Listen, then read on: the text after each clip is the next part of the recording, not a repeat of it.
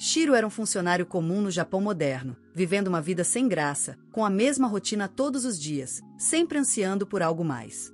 Todas as manhãs, acordava e pegava um ônibus para o escritório. Trabalhava até o fim da noite antes de voltar para seu apartamento bem simples, onde passava o resto do tempo assistindo vídeos aleatórios no TikTok. Ele sempre queria mais da sua. A vida, e seus desejos finalmente se realizam.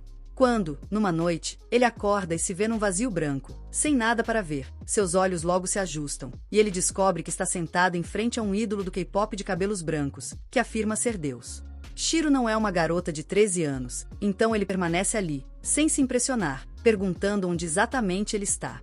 O deus do K-pop revela que Shiro havia morrido.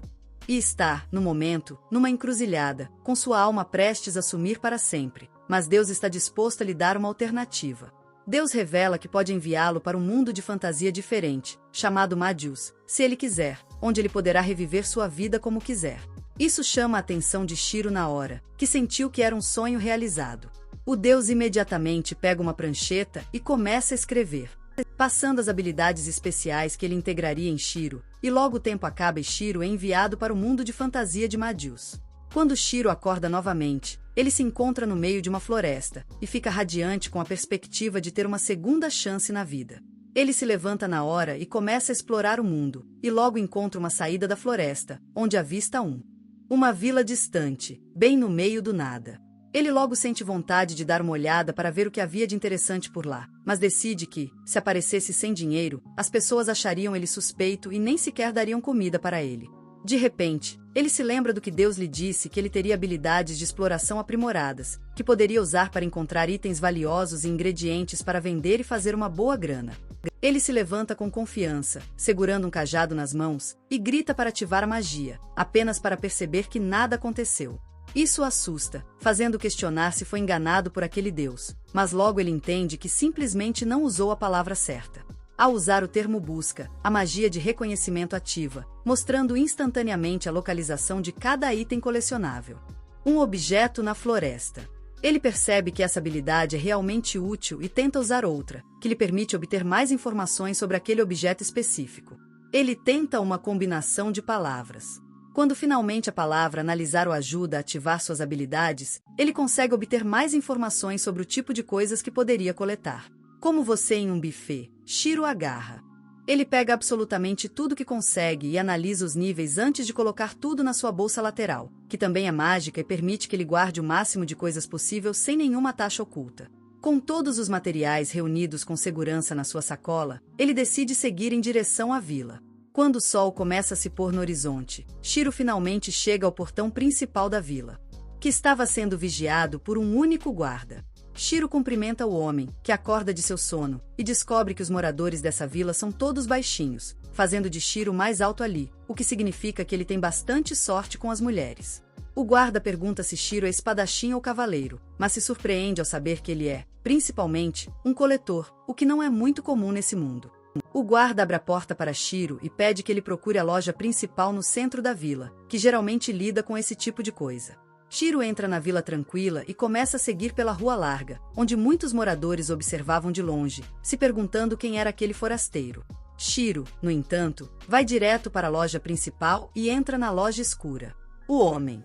A atendente atrás do balcão o recebe calorosamente e pergunta o que ele quer vender.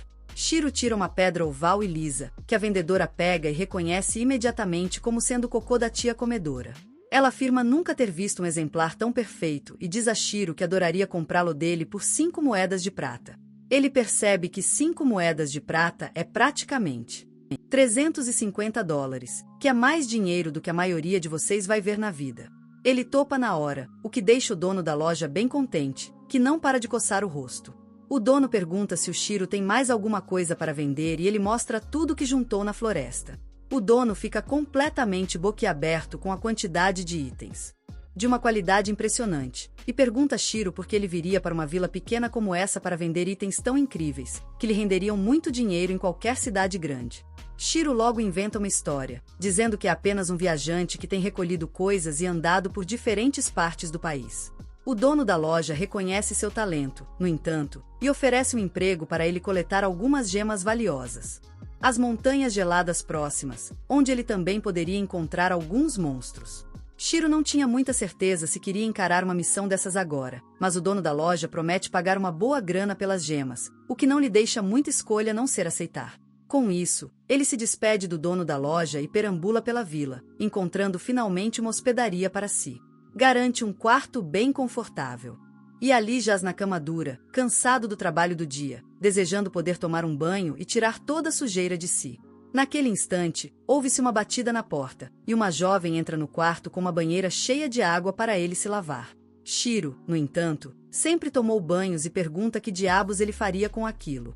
A garota diz que ele está fedendo e precisa se lavar. Ele se limpou com uma toalha úmida, mas Shiro perguntou se eles tinham banheiro. A garota se confundiu com isso e disse a Shiro que não tinham, já que apenas os nobres podiam tomar um banho de verdade, enquanto os outros deveriam se limpar com água e toalha. Shiro não acreditava que algo tão básico como um banho fosse restrito aos plebeus, mas a garota explicou que alguns magos conseguiam fazer magia e proporcionar banhos para outras pessoas. Banhos em troca de dinheiro. Essa informação acende uma ideia na cabeça de Shiro, e ele empurra a garota para fora do quarto depois de entregar o dinheiro com uma gorjeta. Ao fechar a porta, Shiro começa a praticar seus feitiços e finalmente consegue usar um que o transforma em vendedor de água, permitindo que ele tome o banho tão necessário. Por fim, depois de se arrumar, ele se joga na cama de cansaço, ainda sentindo falta. Ele pula o banho, mas decide dormir para começar o dia cedo. Na manhã seguinte, ele acorda com o sol nascendo e segue em direção à floresta em busca de tudo que puder coletar.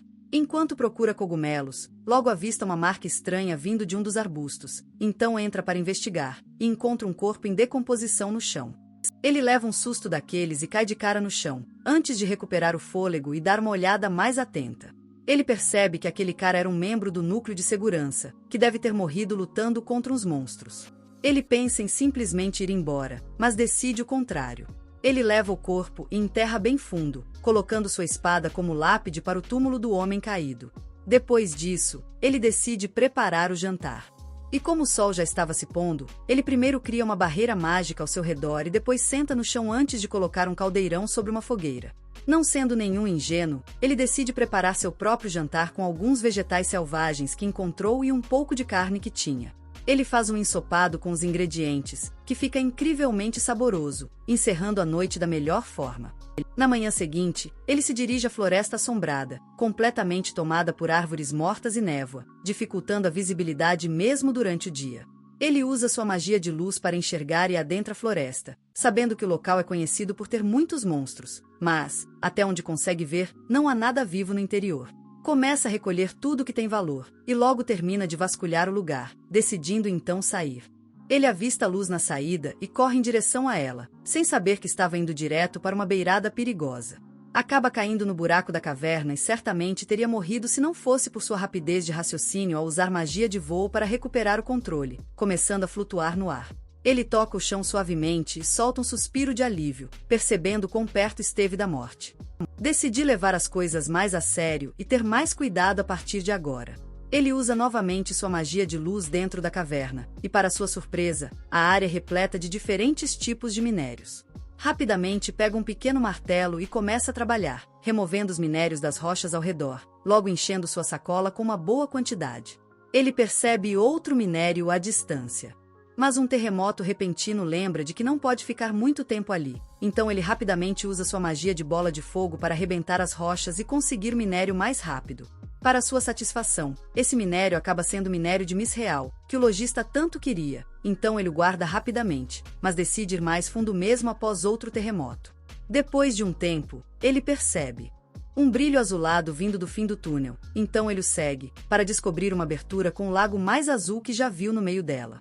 Ele desce rapidamente pelas pedras para examinar o lago, que se revela água mágica, nível SS disparado a coisa mais legal que ele encontrou até agora. Então ele decide na hora que precisa levar um pouco de volta, mas começa a se perguntar-se.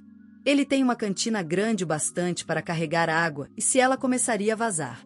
Mas antes que ele pudesse decidir algo, um enorme dragão negro emerge das profundezas, espalhando água para todos os lados e encharcando Shiro, que grita, perguntando quem o despertou de seu sono profundo.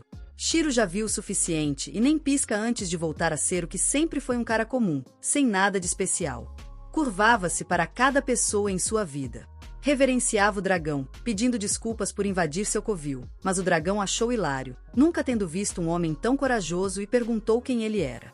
Shiro respondeu que era um humano comum, o que o dragão se recusou a acreditar, sentindo uma enorme quantidade de energia mágica fluindo através dele, quase equiparável à magia.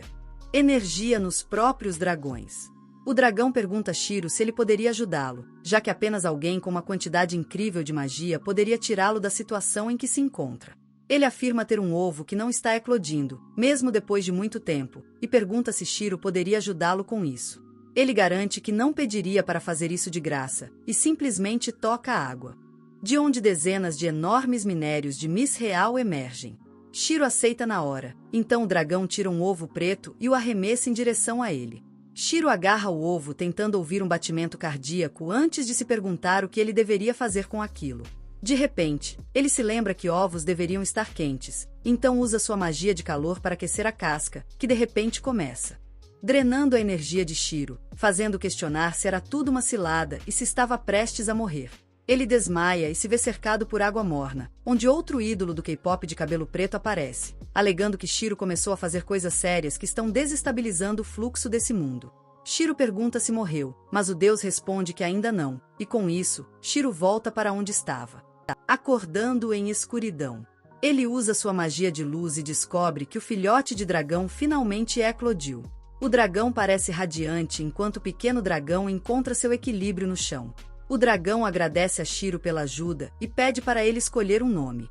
Como se estivesse louco, Shiro decide chamá-lo de Abel, e então o dragão simplesmente abalou Shiro ao dizer que, a partir de agora, Bi vai ficar com ele mesmo. Shiro não consegue acreditar que algo tão raro e lindo pudesse estar ligado a ele, mas o grande dragão negro diz que ele já é muito forte e certamente pode proteger o filhote. Com isso, o dragão desaparece sob a superfície da água, deixando Shiro e Bi para continuarem sua jornada juntos. Shiro e Bi saem da caverna, e já está noite. Bi começa a voar animada, pois é a primeira vez que ela vê o mundo lá fora.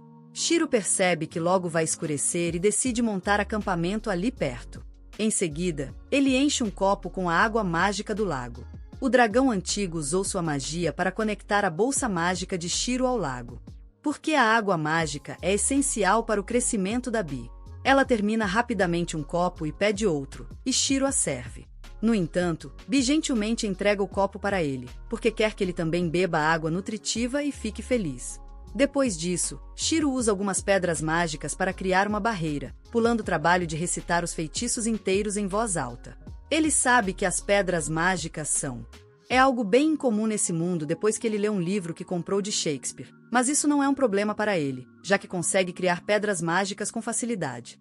Ele concentra magia de fogo na palma da mão e cria uma pedra mágica que produz uma chama controlada para cozinhar. Com o fogo aceso, Shiro começa a preparar um ensopado de carne e Bi começa a babar sem conseguir se controlar ao vê-lo. Shiro pensa que ela deveria. Consegue engolir um pouco de ensopado e serve uma tigela para ela. Alerta que está muito quente, mas Bi engole rápido e queima a língua, o que é bem patético para um dragão. Shiro tem que assoprar a comida para esfriar o suficiente para ela beber e Bi come até ficar cheia e exausta.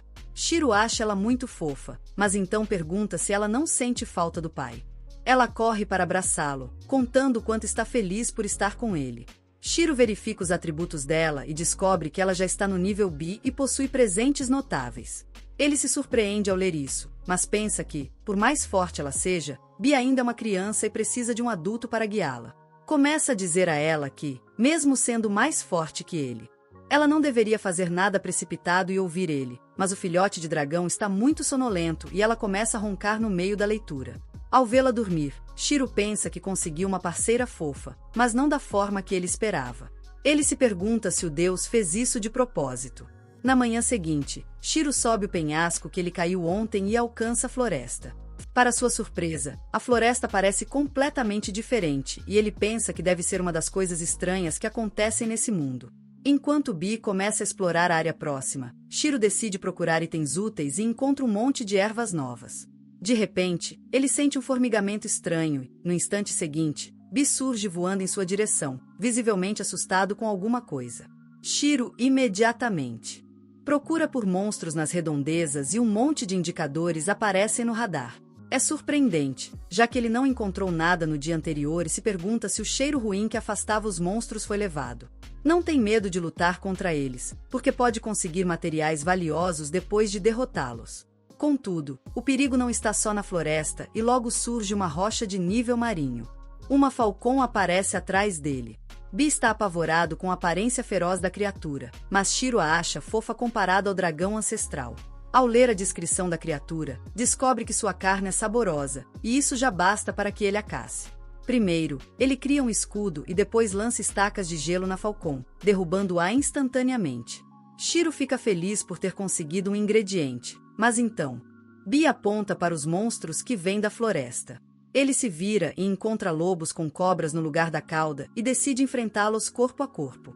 Lança feitiços de encantamento para deixar seu corpo mais leve e rápido. Então, quando o primeiro lobo ataca, ele desvia pulando bem alto.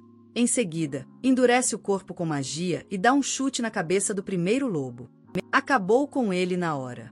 Os outros lobos o atacam, mas Shiro é rápido demais para eles. Ele desvia dos ataques e os derruba com chutes poderosos e ágeis. Shiro recolhe carne de todos os monstros, mas logo avista mais criaturas saindo da floresta. Ele está irritado agora, porque não pode lutar para sempre, então Bi decide ajudá-lo. Ela tenta voar carregando e Shiro pensa. Ela insiste que não consegue. No entanto, Bi usa toda a sua força feminina para animá-lo e Shiro decide ajudar, diminuindo seu peso. Ele lança um feitiço para se tornar mais leve, mas Bi não esperava aquilo e de repente dispara para o céu. Shiro entra em pânico e diz a ela que está voando muito alto, e a surpresa faz com que Bi o derrube. Shiro começa a gritar enquanto cai no chão, mas as árvores agem como um amortecedor e ele aterrissa em segurança. Bi voa atrás dele e começa a lamber seu rosto, e Shiro, como Loki, fica irritado com isso. Ao se levantar, ele percebe que eles saíram da floresta porque Bi foi mais rápida que um caça. Ele agradece a ela por ajudar e pede para ela controlar um pouco mais seus poderes da próxima vez, porque ele é bem mais sensível que ela, mas Bi não entende essas coisas complicadas. Palavras e o abraça com força, quase quebrando algumas costelas. Depois disso, eles retomam a jornada para a vila e Shiro começa a agitar um galho que encontrou na mochila. Ele diz para Bi que é um galho da lendária árvore Gressel, que supostamente personifica o mundo inteiro, mas que está atualmente adormecida. Bom, Bi sabe como acordar o galho dormindo e ela solta uma nuvem de um cheiro bem forte, que transforma o pequeno galho em um cajado. Shiro fica chocado ao ver isso e se pergunta se alguém como ele, um mero coletor, consegue sequer usar um cajado. Ele não quer que as pessoas pensem que ele é um mago qualquer, mas seus pensamentos são interrompidos quando ele ouve um rugido alto. Shiro fica imediatamente em alerta e pronto para lutar, mas Bi voa na direção do rugido, o que o deixa preocupado com ela. Shiro a segue e a encontra andando em círculos ao redor de uma árvore. Ao chegar perto, ele encontra um elfo maltrapilho e exausto e pergunta se ele foi atacado pela criatura. O elfo se recusa a responder. De repente, seu estômago emite um barulho alto que deixa Shiro em pânico. A mulher elfa diz a ele que não come nada há 3 dias e Shiro não consegue acreditar que aquele rugido assustador está vindo do próprio estômago dela. Ela pede água e ele imediatamente. Ele entrega a garrafa para ela, que esvazia de uma vez só. A água a acalma um pouco, mas não alivia a fome, e Shiro começa a procurar a lancheira que trouxe. Ele oferece a lancheira para a garota élfica, que devora tudo avidamente e então dispara um raio de alegria, dizendo que a comida é tão boa que ela se sente no paraíso. Shiro se surpreende, pois nunca imaginou que elfos pudessem ser tão desinibidos. Mas ele diz a ela que a comida está boa só porque ela está faminta há 3 dias. Em seguida, pergunta como ela conseguiu acabar com a comida tão rápido, sendo que há uma vila não muito longe de onde ela está. Ela se sente desconfortável com a pergunta e então Shiro começa a provocá-la, dizendo que até os mais leigos carregam um lanche quando estão viajando. O elfo fica irritado e quase começa uma discussão com ele, mas Shiro imediatamente recua porque ela fede. Esse que achava que elfos cheirariam a hortelã e morango, mas ela cheira esterco fresco. A elfa fica brava com ele e diz que não conseguiu se limpar porque teve que acampar por muitos dias. Ela se prepara para ir embora logo em seguida, agradecendo a Shiro pela comida, mas dizendo a ele que é ridículo zombar de alguém que você acabou de conhecer. Ela foge com aquilo e Shiro fica decepcionado após seu primeiro contato com o elfo. De qualquer forma, ele volta a coletar materiais e depois sai da floresta. B avista uma carruagem vindo de mais de 1 quilômetro de distância, e Shiro fica bem impressionado com isso. Logo, a carruagem chega perto o suficiente e Shiro fica boquiaberto ao ver um unicórnio puxando o ar. O comerciante que dirigia a carroça se surpreende ao vê-lo também e pergunta o que ele está fazendo ali. Shiro diz que está indo a pé para a vila de Turmi, e a família do comerciante espreita para ver quem está lá fora. O homem olha para o cajado de Shiro e pergunta se ele é um mago ou algo assim, e ele responde, nervoso, que é apenas um coletor. Isso soa mais impressionante. Por que coletar? Especialistas são raridade nesse mundo. O homem então convida Shiro a ir com eles, já que também estão indo para a vila de Turmi. Ele pergunta se será um problema alguém tão alto e corpulento como ele ir na carruagem, mas o homem não vê qualquer dificuldade. Shiro aceita a proposta e entra na carruagem, descobrindo que as crianças o acham engraçado por causa da sua altura. Agradece a família por darem uma carona, e eles dizem que não é nada demais, porque as pessoas da região sempre se ajudam. São muito receptivos com ele, e Shiro sente que eles são excessivamente confiantes. Ele pergunta o que fariam se ele fosse deixado para trás, e tenta assustar as crianças, mas o garoto diz que ele não pode ser abandonado porque o sino não tocou. Shiro não entende, então a mulher mostra a ele um sino com cristal mágico dentro. É um dispositivo que toca quando alguém de má índole está por perto. Shiro se impressiona com a ideia e pensa que também pode fazer o cristal mágico. De repente, ele se lembra que não se apresentou, então conta sobre si mesmo para a família, e eles se apresentam também. O homem que dirige a carruagem é Pulum, a esposa dele se chama Elisa e os filhos se chamam Unin e Caim. Enquanto eles estão se cumprimentando. De repente, B começa a fazer barulhos e as crianças notam que o som vem das costas de Shiro. Elas ficam curiosas para ver o que ele está escondendo sob o casaco e Shiro fica nervoso, dizendo que é um monstro raro e que elas podem se assustar ao vê-lo. Elisa diz que não é para tanto, já que aventureiros geralmente têm monstros os acompanhando.